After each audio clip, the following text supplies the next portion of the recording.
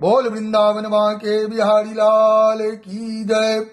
समस्त श्रोतागण, समस्त सनातन प्रेमी, आज पुनः मैं आप लोगों के सामने श्रीमद् भागवत गीता के 18वें अध्याय का श्लोक और अर्थ हिंदी सहित लेके आया हूं। तो आइए सभी लोग मिलके श्रीमद् भागवत गीता के 18वें अध्याय का श्रवण, कीर्तन और मनन करते हैं। सभी लोग प्रेम से बोलिए वृंदावन के बिहारी लाल की जय। ओम श्रीमद् भागवत गीता अध्याय 18वां। विषयेन्द्रिय संयोगाद्य जत्तग्रे मृतोपमं परिणामे विस्मीव तत्सुखं राजसं स्मृतम्।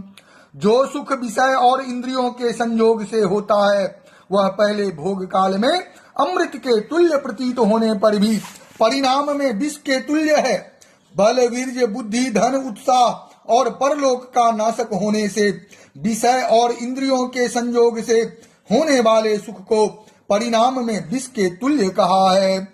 इसीलिए वह सुख राजस कहा गया है। यद्रगे चानुबंधे च सुखं मोहनमात्मना निंद्रा लस्य प्रमादोत्थं तत्ताम समुदाहृतम्। जो सुख भोग काल में तथा परिणाम में भी आत्मा को मोहित करने वाला है वह निद्रा, आलस्य और प्रमाद से उत्पन्न सुख तामस कहा गया है। नौ तदस्ति पृथिव्यां वा दिवि देवेषु वा पुनः सत्वं प्रकृतिर्जैर्मुक्तं यद्देवी अस्तात्रिभिर्गुणैः। पृथ्वी में या आकाश में अथवा देवताओं में तथा इनके सिवा और कहीं भी ऐसा कोई भी सत्व नहीं है जो प्रकृति से उत्पन्न इन तीनों गुणों से रहित हो। ब्राह्मण, क्षत्रिय, वैश्यां शूद्राणां च परन्तप कर्माणि प्रविभक्तानि स्वभाव प्रभैर्गुणे।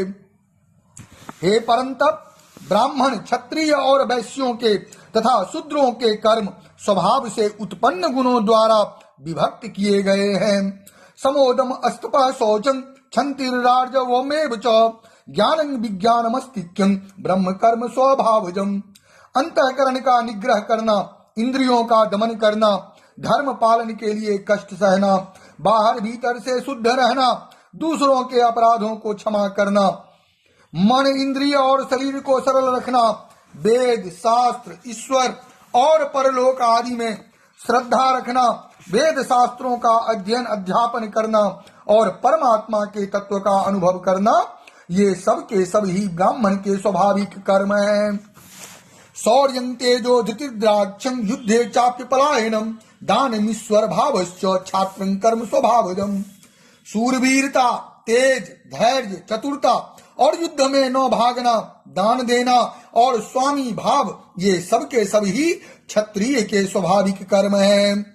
कृषि, गौरक्ष, वाणिज्यं वैश्य कर्म स्वभावजम् परिचर्यात्मकं कर्म शूद्रस्यापि स्वभावजम्। खेती, गोपालन और क्रय विक्रय रूप सत्य व्यवहार, वस्तुओं के खरीदने और बेचने में तौल, नाप और गिनती आदि से कम देना अथवा अधिक लेना एवं वस्तु को बदलकर या एक वस्तु में दूसरी खराब वस्तु मिलाकर दे देना अथवा अच्छी ले लेना तथा नफा आढ़त और दलाली ठहराकर उससे अधिक दाम लेना या कम देना